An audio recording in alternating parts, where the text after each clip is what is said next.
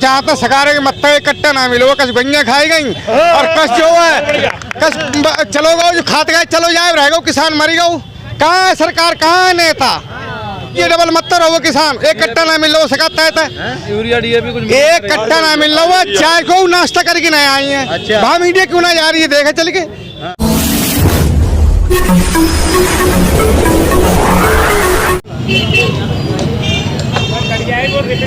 मैं एम नफीस रशीद, आप देख रहे हैं भारत न्यूज उजानी का घंटाघर।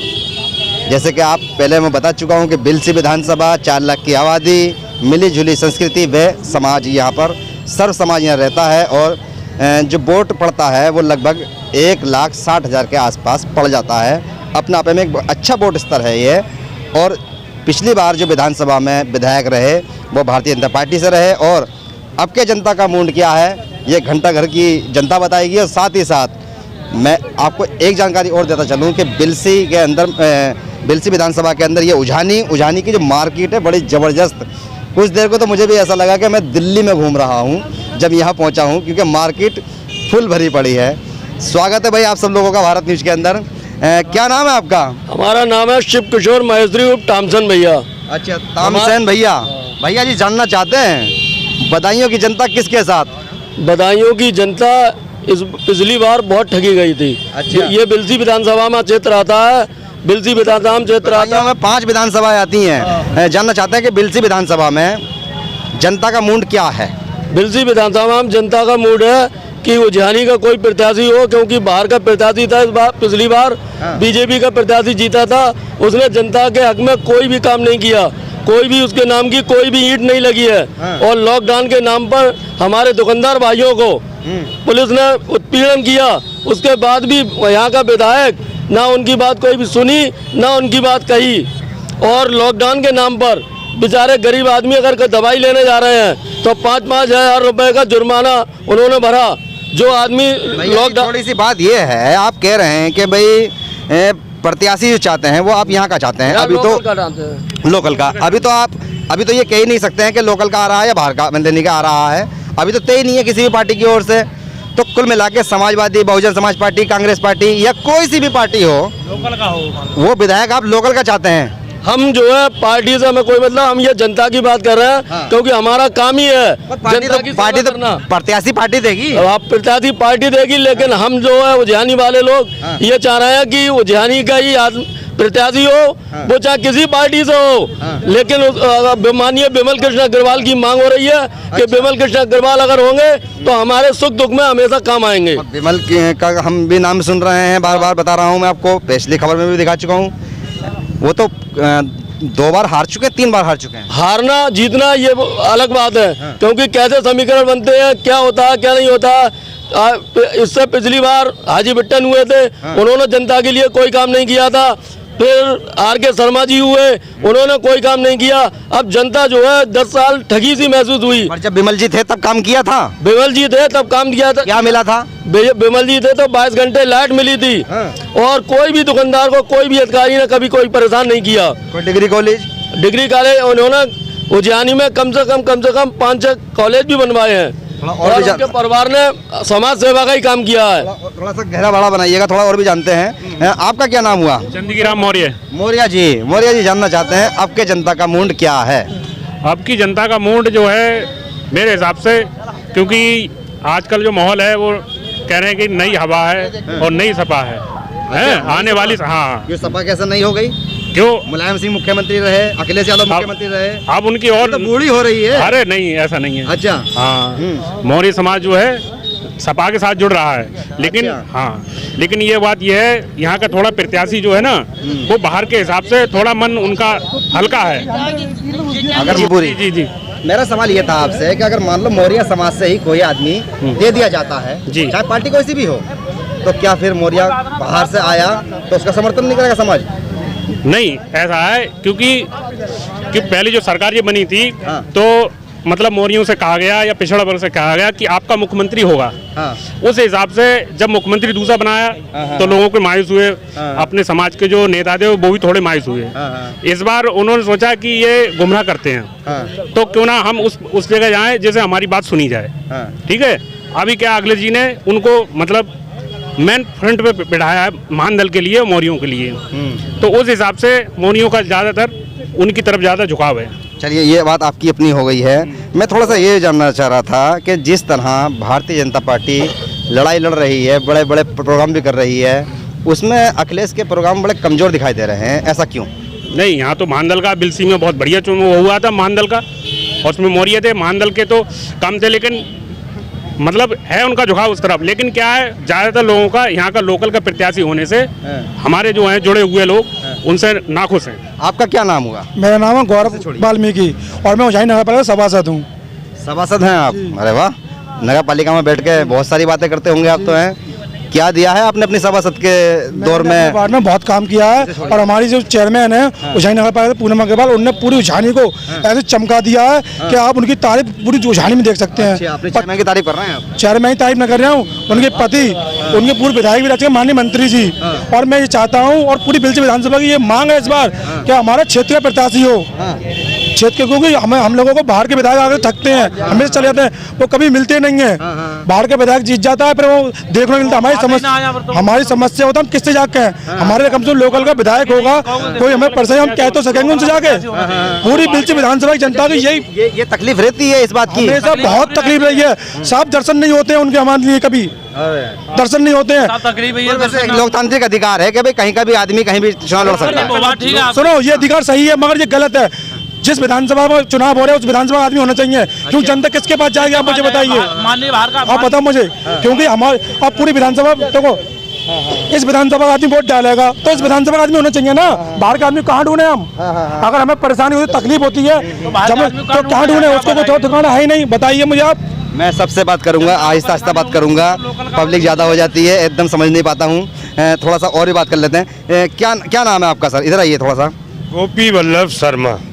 शर्मा जी, जनता का मूड क्या है और क्या प्रत्याशी चाहते हैं आप? देखिए, जनता का मूड क्या है, जनता तो पार्टियों के भरोसे पर ठगी जाती है। अच्छा। चाहे वो कोई पार्टी सही। लेकिन उज्जैनी नगरी विशेष रूप से इसका बहुत बड़ा दुर्भाग्य चल रहा है 2007 से। 2007 में यहाँ से महेश चंद्र गुप्ता जी विधायक चुने गए, परसीमन में सदर सीट अलग हो गई, उज्जैनी में विधायक निधि से एक ईंट नहीं लगी। अच्छा। ना कोई विकास का कार्य हुआ।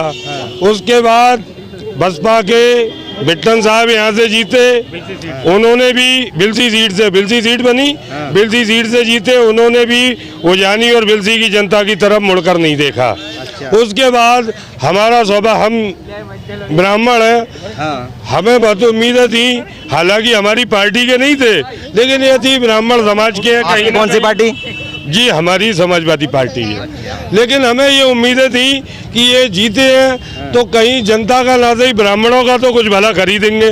लेकिन साहब किसी की तरफ मुड़कर नहीं देखा और उनकी विधायक निधि से आप पूरी उज्जैनी घूमे, आप अगर एक ईंट लगी कहीं दिखा दें तो मैं आपको शाबाशी दूंगा। तो अच्छा, उज्जैनी का जो ब्राह्मण समाज है वो क्या चाहता है? उज्जैनी का ब्राह्मण समाज उनकी कार्यशैली से नाराज है और यहाँ जो कि उनकी पार्टी के कार्यकर्ता हैं वो भी आज की डेट में मुंह दिखाने की स्थिति में नहीं है, लोगों के जवाब देने की स्थिति में नहीं है, मुंह छुपाकर चल देते हैं। तो समाजवादी के आप समाजवादी के शर्मा हो गए। अब आप तो समाजवादी के शर्मा हो गए ना आप।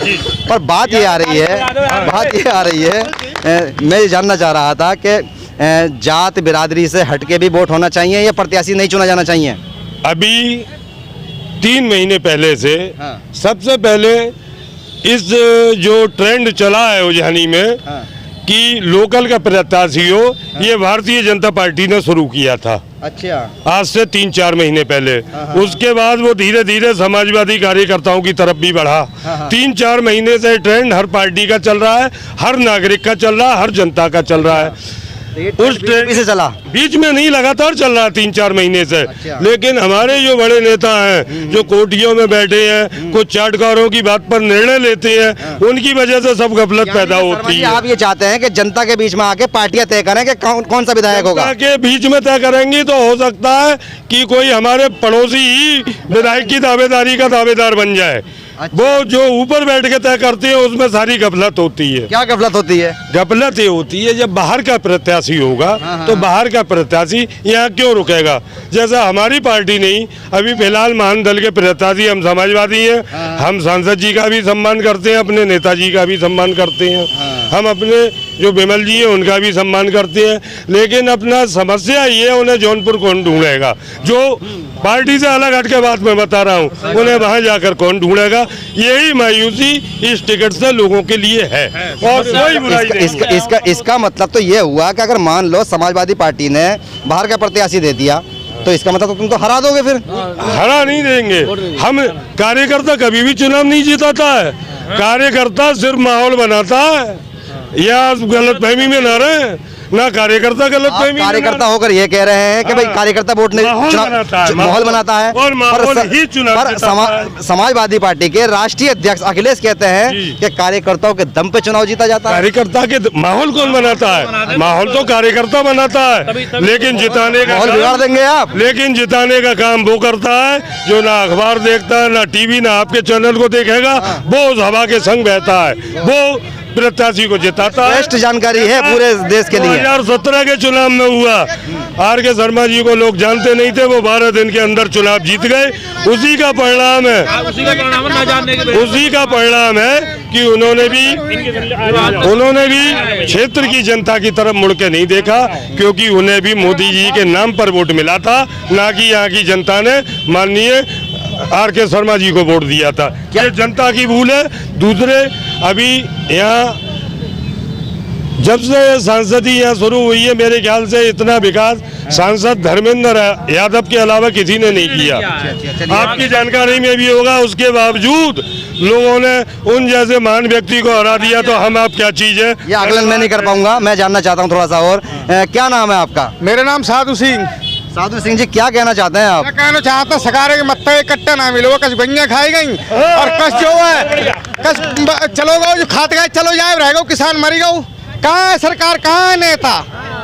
किसानों की आया डबल बात की गई है विधानसभा में। वही तो ये डबल मत रहो, किसान एक कट्टा ना मिल लो सकता है, यूरिया DAP कुछ एक कट्टा ना मिल लो, चाय को नाश्ता करके नहीं आई है। अच्छा। वहाँ मीडिया क्यों ना जा रही है? देखे चल के सरकारी केंद्र पे देखे चल के। देखिए बाबा ने कहा है कि भाई सत्ता में नहीं देखिएगा, बाबा ने विधानसभा में कहा है कि भाई किसानों की आय डबल की जाएगी, किसानों को फायदा दिया जाएगा और गन्ना महंगे दाम पर खरीदा जाएगा। बहुत बढ़िया जो है हो तो रहा, वो बहुत बढ़िया। कच गैया चुगे जा रही, खाद मिलना रही है, दोनों ना हो रही है, चौगनी हो रही है। हाँ चौगनी हो रही है। बाबा का खबर कहाँ है? गांव के आदमी का 30 रुपए के हिसाब से गाय की पेमेंट की जा रही है, चारे की किसके हिसाब से? 30 रुपए के हिसाब से। नहीं वो बात ठीक है, लेकिन भाई जात कहाँ है? जब छुट्टियाँ फिर गौशाला में कहाँ है? जो 30 रुपया को पेमेंट सरकार दे रही है वो गौशाला। तो ये किसानों की भी तो जिम्मेदारी है कि अपनी गाय को गौशाला तक पहुँचाएं। अरे गौशाला बारे ले, गौशाला बारे रोज हार में को किसान रोज तो गौशाला में को। कहाँ है नेता, कहाँ है सरकार? कचना उल्टी बातें हैं जी। गौशाला वाले लेते नहीं है गाय। मेरी बात के हिसाब से कौन सी सरकार ठीक है? हाँ बताइए। सरकार हो हमें आराम मिले। कैसा आराम नहीं मिला आप मुझे बताओ। इधर आइए। रात भर रखा गायों की समस्या। सवाल हाँ सवाल मैं कर लूँ? जी जी आप थोड़ी सी जिम्मेदारी मेरी कंपनी ने मुझे दी है और मुझे दिल्ली से भेजा आपके बीच में। इनसे ना सवाल करा, मैं आपसे सवाल करूँ। क्या नाम है सर आपका? योगेश प्रताप सिंह। योगेश प्रताप सिंह जी, जनता के मुद्दे वे विधानसभा चुनाव के अंदर किस तरह, कौन सी सत्ता अब दोबारा से वापस आनी चाहिए? भारतीय जनता पार्टी इसलिए दोबारा आएगी क्योंकि जी बिल्कुल निश्चित तौर पर आएगी और 300 प्लस सीटें लाएगी। उसका कारण ये है कि जो उन्होंने कहा वो करके दिखाया। आज तक कोई भी ऐसी सरकार नहीं आई। एक आपदा आई, कोरोना की इतनी बड़ी आपदा आई, उस समय उन्होंने फ्री का राशन देने का काम किया करोड़ों लोगों को, जो अब तक आज तक किसी सरकार ने नहीं दिया। मैं कहता हूँ अन्य सरकारों ने गबन किए, बहुत सारे ऐसे गलत काम किए जिससे जनता का अहित हुआ, किंतु ये पहली ऐसी सरकार है कि आपको किसी भी सांसद, किसी भी विधायक, उनके ऊपर कोई भी लांछन देखने को नहीं मिलेगा। 110 रुपये लीटर तेल बिका सर, सरसों का तेल महंगा, गैस महंगा। आप सरकार को दोबारा लाने की बात कर रहे हैं, जनता क्यों वोट दे? जनता इसलिए वोट देगी, सुशासन, कहीं पर गुंडागर्दी नहीं है। लखीमपुर खीरी में क्या हुआ? भाई महंगाई आऊंगा, महंगाई नहीं है। हमने कांग्रेस के सरकार में देखा जो पेट्रोल 90 रुपए, 84 रुपए, 85 रुपए बिका, अच्छा बिका, आज बैरल बढ़ गया तो तेल बढ़ गया। देखिए 34 रुपए हमने दुगनी आय करने की बात की। पहले क्या था, एक मजदूर की आय जो थी 150 रुपए थी कांग्रेस सरकार में, आज क्या है 350, 400, 450, 500 रुपए तक है। ठीक है ना। अब रही बात, मैं सब सही मुद्दे पे आता हूँ, सुशासन की बात करते हैं। आप सही बताइए, क्या रात को जो लोग निकलते थे गांव परिक्षेत्र में, क्या वो सुरक्षित थे पहले अन्य सरकारों में? हाथरस याद है आपको? भाई साहब, कहाँ पहले हजारों घटनाएं घटती थी, अगर इस सरकार में 1-2 घटनाएं घट गई तो आप उसको मुद्दा बना रहे हैं। तो अत्याचार नहीं हुआ अलीगढ़ के अंदर? क्या आपके साथ क्या अत्याचार हुआ? सवाल मैं पूछ रहा हूँ, क्या अत्याचार हुआ? नहीं, मेरा काम है सर ये सवाल पूछना। मैं भी एक बार सवाल आप पूछूं, अत्याचार क्या हुआ? मैंने क्या कहा, जहां हजारों घटनाएं घटती थी, 1-2 घटनाएं घट गई, लेकिन योगी सरकार ने तुरंत निर्णय लेकर उसका पटाक्षेप किया, उनको दंड दिलाने का काम किया। देखिए, आप बहुत सारी बात कर रहे हैं, आप किस मुद्दे पे आ जाते हैं? महंगाई।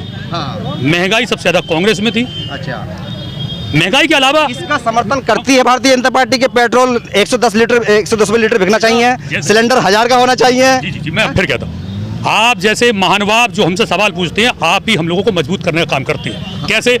अभी एक सज्जन जो चाय की दुकान पे बैठे हुए थे, एक पत्रकार महोदय पहुंचे आपकी तरह, एक बड़े अच्छे महानुभाव, उन्होंने कहा कि 4000 रुपए का सिलेंडर हो जाएगा, क्या तब भी आप भारतीय जनता पार्टी को वोट देंगे? उन्होंने कहा जी मैं दूंगा, क्योंकि ये देश मजबूत हो रहा है। एक बहुत कड़वी बात कहूं साहब, 2014 से पहले मुसलमानों को पता था कि वो मुसलमान हैं इस पूरे भारतवर्ष के अंदर, और 2014 के बाद हिंदुओं को पता चला कि वो वास्तविक तौर पे हिंदू हैं। हिंदू मुसलमानी की बात नहीं कर रहा हूँ, ना लड़ाई झगड़े की बात कर रहा हूँ, नहीं कर रहा हूँ भाई साहब। हमें पूजा पाठ करने का महत्व समझ में आया, उन्हें नमाज का महत्व पता था। प्रधानमंत्री शुरू से लेकर आज तक भाई या तो ब्राह्मण रहे हैं या शर्मा यानी के रहे हैं, पर कभी कोई मुसलमान प्रधानमंत्री हुआ क्या, या किसी ने डिमांड करी है चीज की? कहाँ सर ये चीज कहाँ देखिए सर, विधानसभा चुनाव है, वर्तमान विधायक की उपलब्धियों के बारे में हिंदू मुस्लिम की नहीं होनी चाहिए। हिंदू भी मजबूत है सर, मुस्लिम भी मजबूत रहने चाहिए सर। मुद्दे ये हैं कि हमारा विधायक कैसा हो। मुद्दा अब ये बात थी, हमारा विधायक कैसा हो, हमारा विधायक जो लोगों के साथ खड़ा हो, जो सपोर्ट करता हो। अगला सवाल पूछिए आप। लोकल का हो? जी बिल्कुल लोकल का होना चाहिए। ये है सवाल। बात पे आता हूँ, जैसे आप एक सवाल अभी रह जाता है लोगों का, सवाल भी मेरा जवाब भी मेरा। लोग कहते हैं कि विधानसभा में जो इस समय के विधायक है उनकी भूमिका को लेकर सवाल भी मैं दे देता हूँ और जवाब भी मैं देता हूँ। भारतीय जनता पार्टी का विधायक, ऐसा विधायक जिस पर हम उंगली नहीं उठा पाए, जिन्हें हम आर.के. शर्मा कहते हैं, ना उन्होंने किसी का नुकसान किया, ना उन्होंने किसी का विरोध किया पूरी विधानसभा के अंदर। हमें ऐसे ही विधायक चाहिए, और निश्चित तौर पर हमें लोकल का विधायक चाहिए इस बार, और ये निश्चित तौर पर पार्टी हमारे बारे में सोच रही है। विधायक जो पिछली बार थे वो लोकल के थे? जी लोकल के थे, लोकल के विधायक थे। नहीं, भानपुर दूर नहीं है, भानपुर बिलसी विधानसभा से, बिलसी विधानसभा की बाहर से ही भानपुर में 12 दिन के पहले, और ये सरकार जीते थे। ये सरकार ने 1 साल से जो राशन हम लोगों के लिए मुफ्त दे रही है, इसका भी बहुत फायदा मिलेगा सरकार के लिए। ऐसी बात नहीं है कि सरकार क्या नहीं कर रही है, सरकार बहुत कुछ कर रही है। एक चीज पर जी संक्षेप में बात कीजिए सर। कांग्रेस की सरकार में 37 साल लग गए पल्स पोलियो की वैक्सीन लाने में, आजादी के बाद 37 साल। हमें 7 महीने लगे कोरोना की वैक्सीन लाने में। दुनिया की सबसे बड़ी महामारी है भाई साहब, ठीक है, लेकिन हम कवर तो कर रहे हैं ना। और जिस तरीके से कोरोना ने अपने पांव पसारे थे कुछ महीनों के अंदर, लेकिन देख लीजिए ओमिक्रॉन के कितने पेशेंट आ रहे हैं, वो भयावह स्थिति नहीं है। और सरकार निश्चित तौर पर लॉकडाउन की तैयारी कर रही है, चाहे वो छोटे स्तर पे करे, लोगों को बचाने का काम। पहले उनके जाने की जनता एक्सेप्ट करेगी अब दोबारा से लॉकडाउन को? भाई साहब, पूरे भारतवर्ष की जनता लॉकडाउन एक्सेप्ट करेगी। जान बचाना पहला महत्वपूर्ण काम है। अगर विधानसभा चुनाव टल गए तो क्या विधानसभा चुनाव टल सकते हैं क्या? हाँ, टलने की पूरी संभावना है, और इसकी वर्तमान सरकार की जो अंदरूनी रिपोर्ट है वो मेन कारण है। आपके पास आ गई? अखबार बता रहे हैं, अखबारों में आप पढ़िए, लेखों में पढ़िए आप।